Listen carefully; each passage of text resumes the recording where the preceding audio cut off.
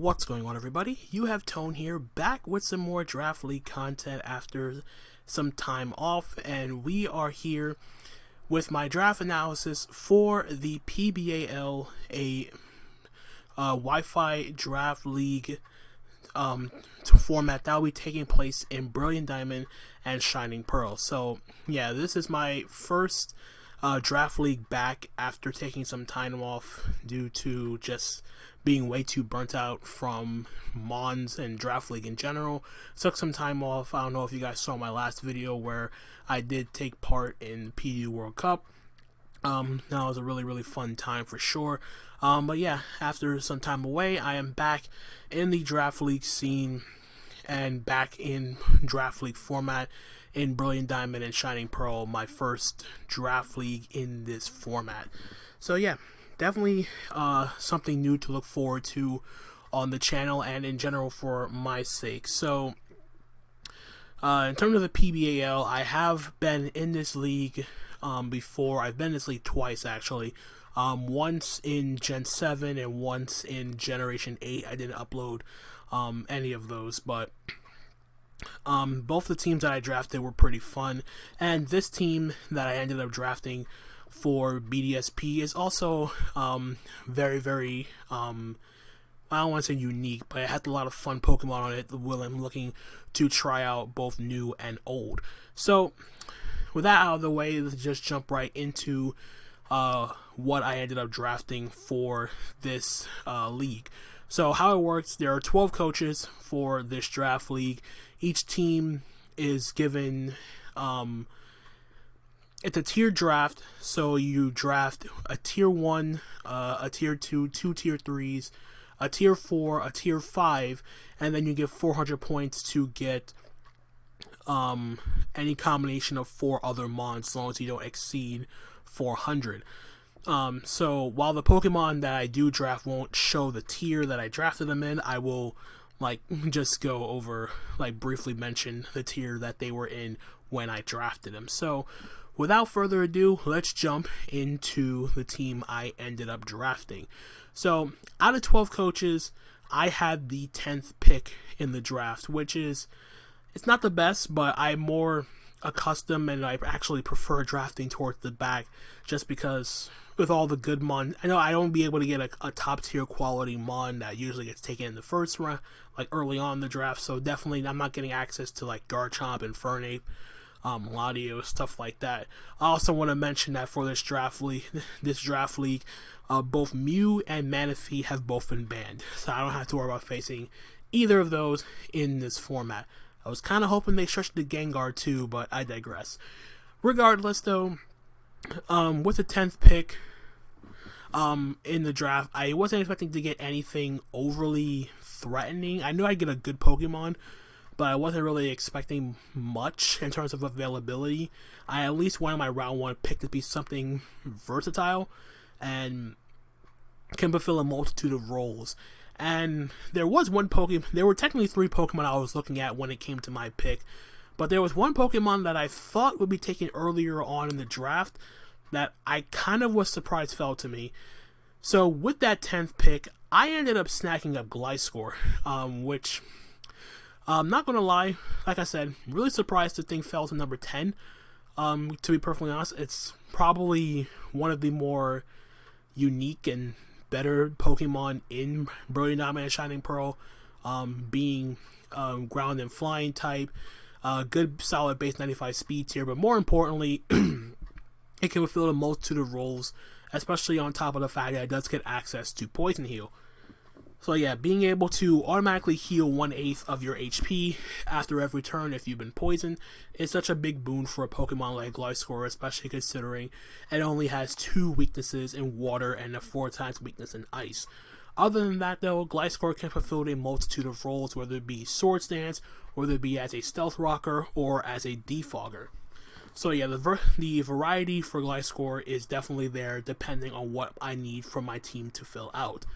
On top of that though, it also gets other great moves, stuff like Knockoff, U-Turn, can run Sword Sense with Facade or Fling with Acrobatics. It has a multitude of ways to function depending on what I need for my team to fill out a specific role. And quite honestly, really happy that Gliscor fell to me at number 10. Couldn't be happier. The only downside to Gliscor is it is pretty item restricted in the fact that it's mostly going to be holding Toxic Orb, but that doesn't mean that I can't try other options in terms of a held item on Gliscor. But regardless, that is my round 1 pick, tier 1 Gliscor. Can't go wrong with that. Moving on to my round 2 pick, and another surprising mon that I didn't think would get back to me, and that is using up one of my free picks. I got Clefable. So if this thing still had Soft Boiled in Brilliant Diamond and Shining Pearl, this was definitely going to be taking round 1. But because it doesn't, it does lose some of its viability in terms of like long-term healing and whatnot. But Clefable is still really stupid good, and perhaps one of the best, if not the best, fairy type in Brilliant Diamond and Shining Pearl that I'm really happy I got round 2. The lack of Soft Boil does not hinder Clefable whatsoever. It is also a very versatile Pokemon for my team, especially considering it can be my Stealth Rocker, it can be a Calm Mind Sweeper, it can be straight up offensive with Life Orb, which is still, for me, my favorite set to run on Clefable. Can fulfill both defensive and offensive roles. 2 great abilities in Magic Guard and Unaware to stop those setup sweepers, and even supporting the team with Wish. Like I said, the only downside to Clefable is the fact that they lost Soft Boiled, and of course stuff like Teleport, but for the most part, Clefable is still really, really good in the format, and just being a fairy type to deter the effervescent dragon types that are looming around in the BDSP metagame, it's pretty nice to have, all things considered. So that is Clefable. Nothing much else to say in regards to that. So moving on, round number 3, I snagged up a tier 2 Feraligatr. Now I knew heading into the with my Gliscor and my Clefable picks secure, so I couldn't get any more tier 1s. I looked into tier 2 and see if I can get any other offensive wall breakers, and the one that struck out to me right away was definitely Feraligatr. Being able to be a threat with both Dragon Dance, can be Swords Dance if I want it to be, but more often than not it will be DD.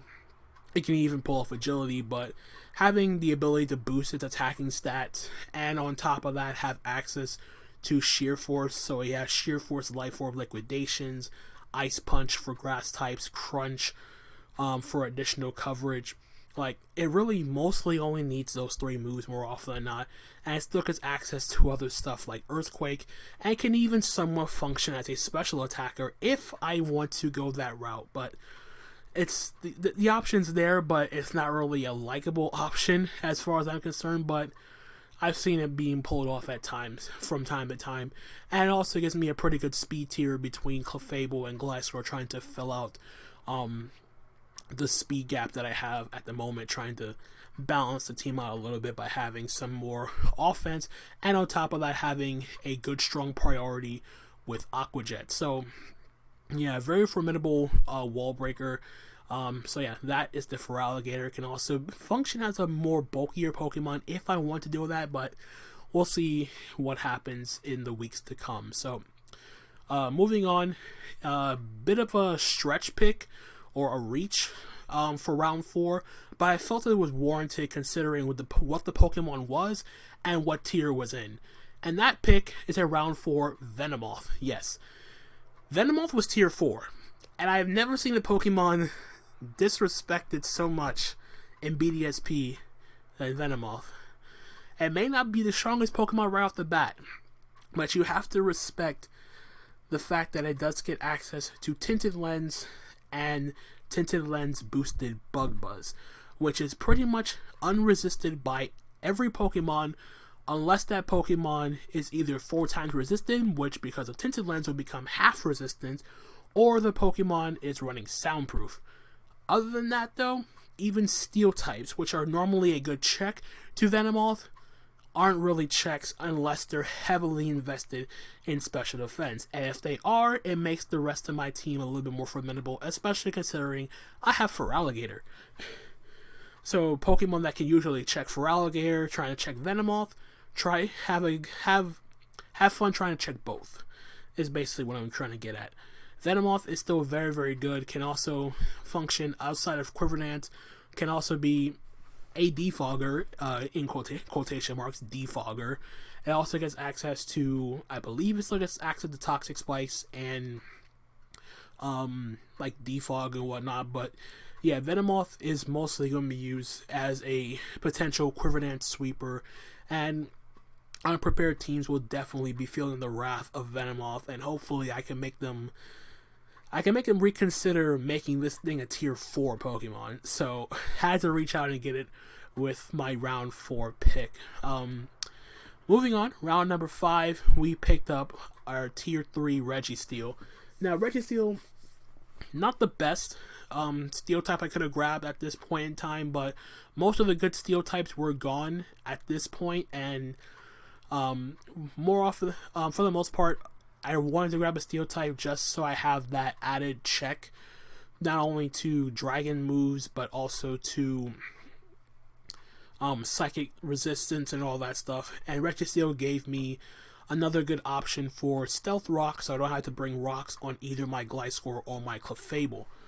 The other downside to Registeel is a few other things. It lost Seismic Toss in BDSP, as well as the fact that Registeel can only be run with its hidden ability at the moment, which is Light Metal.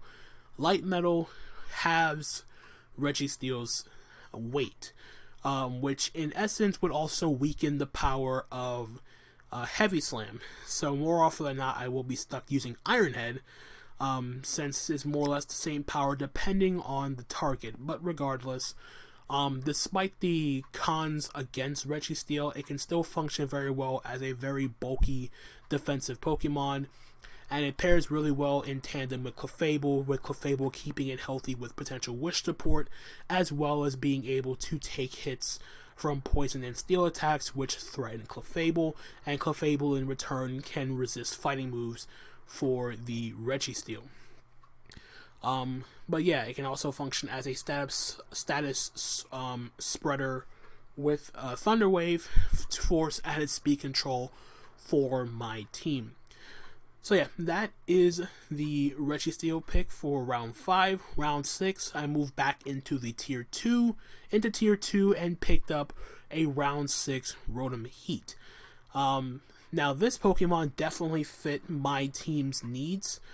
First and foremost, this is the first time I'm ever drafting Rotom Heat in any draft league format.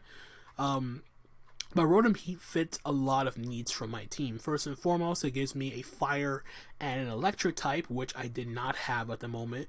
It gave me a solid speed tier and base 86 speed, and more often than not, and the most important thing that it provides my team with is a way to reliably deal with steel types. Mainly stuff like Skarmory, since Skarmory would sit on Skarmory. Skarmory would sit on Gliscor all day, and while Venomoth does have Tinted Lens, having that added option to potentially force out Skarmory is a big boon. The downside to Rotom in BDSP, it does not have access to Defog or Pain Split, let alone the boon of having heavy duty boots to not take stealth rock damage. But the pro in this case is the fact that it kept Nasty Plot, so it can still function as a pretty solid potential Nasty Plot sweeper, given the circumstances. But yeah, this fulfills a lot of roles for my team. Also has Levitate, so I don't have to worry about taking any super effective ground type moves, and his only weakness being water and rock. And well, rock is pretty covered by my Feraligatr and my Gliscor. And then water types are, the water weakness will be addressed later on in the draft. But yeah, Rotom Heat filled out a lot of roles for my team that I needed, and fits really well into the grand scheme of things for what I lacked. Moving on, round number 7. Things got a little bit tricky here considering what was available, but I knew at this point in the draft, round number 7, I picked up Medicham with my round 7 pick for my second tier 4 of the draft. And Medicham gave my team added wall breaking alongside Feraligatr, but it gave me immediate wall breaking with its ability Pure Power, doubling its attack stat. So it makes it a formidable wall breaker. It can run Life Orb, it can be a potential choice Scarfer.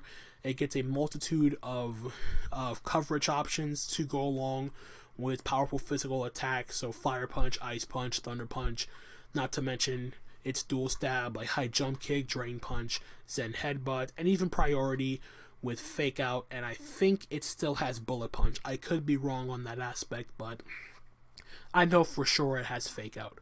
But yeah, very powerful. It's a very formidable wall breaker. Does have some issues against some bulky psychic types, but considering I do have ways of dealing with psychic type Pokemon, I'm not really that overly worried in terms of how Medicham can function on my team.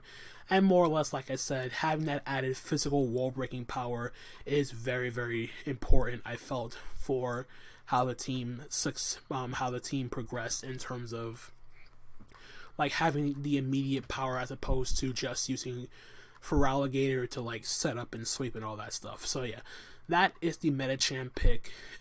My round 8 pick, dipping into tier 5, my first tier 5, and that would be Cacturne. While I knew right away I needed a dark type for my draft, and looking at tier 5, there wasn't that many dark type Pokemon, but Cacturne was the one that immediately caught my attention. It gave me a dark type as well as a grass type, 2 types I did not have, so I have that ground resist if I need it. But another thing that Cacturne does offer me is spikes. So having spikes, getting that extra chip damage on my opponent's team is very, very crucial, especially considering there's no heavy duty boots to worry about not taking any residual damage from spikes. It also gives me access to Sucker Punch, and it's a very strong wall breaker in general with both base 115 attack and special attack. And more importantly, it has access to Water Absorb, so I have the water immunity if I so need it. So yeah, nothing much else to say about Cacturne, to be perfectly honest. It filled out a bunch of roles. It gave me a grass type, it gave me a dark type, so I have the ground resist, the psychic immunity, and it gave me additional hazards with spikes and priority with Sucker Punch. So that's also nice to have for any team, having the additional priority to pick off weakened opponents.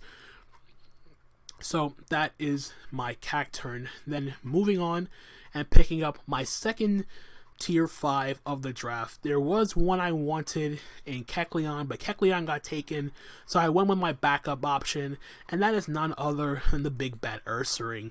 So Ursaring being tier 5 actually surprised me. What kind of makes sense, but at the same time it kind of doesn't. Ursaring is ridiculously strong, and it may look like I'm overpowering myself with these physical wall breakers, but I knew Ursaring was the one normal type I wanted for 2 reasons. One, ghost immunity. Like, normal typing has that ability to be immune to ghosts. And more importantly is the fact that I have a lot of physical attackers, mostly physical attackers on this team that do not want to get burnt. So I figured if I'm going to get another physical attacker, make sure the physical attacker at least can retaliate with some hard-hitting attacks and can absorb status. The one Pokemon that fit both of those options was Ursaring. Not only that, it does get Guts, so yeah, I'm going to be hitting very, very hard with powerful Guts Facade. On top of that, there's Quick Feet, which gives my Ursaring a speed boost. +1 speed if I'm status in any way, which pairs up very, very well with Toxic Orb. And then lastly, it can also function more as a tank, like a specially defensive set if I want to take some weaker special hits and be more of a defensive set that can still function as a breaker with like rest talk or something along those lines. Ursaring also provided my team with a pseudo mon that outspeeds base 100s, because at the moment everything on my team is slower than base 100. Like the fastest Pokemon naturally on this team is Gliscor. So I knew with my last pick I needed to address the speed and try to get something that's at least faster than base 100 speed. And my last pick, I needed to get another tier 3, and luckily for me, this tier 3 lasted until the end. I actually was stressing getting this mon a whole lot sooner because of what it gave me, but luckily for me, I held out and it was still there for me. And the last mon for the team, we got a tier 3 Frostlass. Frostlass fulfills everything else I lacked. It gives me an ice type. It gives me a ghost type, so I have the normal immunity, the fighting immunity. It gave me another option for spikes, but more importantly, it gave me speed I lacked with base 110. On top of that, the only real thing with Frostlass is the fact that it is somewhat weak. Base 80 attack and special attack is nothing to write home about, but the fact of the matter is it's still very good as functioning as a fast spiker. I think it's the fastest spiker in the game, as far as I heard, that's not named Deoxys. But for the most part, Deoxys, Frostlass provides my team with the needed speed, gives me the spiker, it gives me that offensive, a way to offensively at least speed tie the Lottie, speed tie stuff like Gengar, and just be an overall nuisance with stuff like Taunt and Destiny Bond, stuff like that. Some great utility moves like Will-O-Wisp, and still having good dual options with both Ice Beam, Shadow Ball, Hex, you name it, and some additional speed control with Thunder Wave. So if I want to do Wisp Hex or Thunder Wave Hex, the option is there. And with that, that is going to be the draft analysis for the Miami Malamarlins for the PBAL Brilliant Diamond and Shining Pearl Wi-Fi Draft League. Let me know what you guys think of the team. If you do like the video, please leave a like, drop a comment, click that subscribe button. Be sure to check out all the other coaches taking part in the PBAL. And that is going to be up for me, guys. Again, hope you guys did enjoy. The Miami Malamarlins are back on the draft league scene, and we are looking to do damage. And with that, until week 1, this is Tone, signing out for now. Peace out.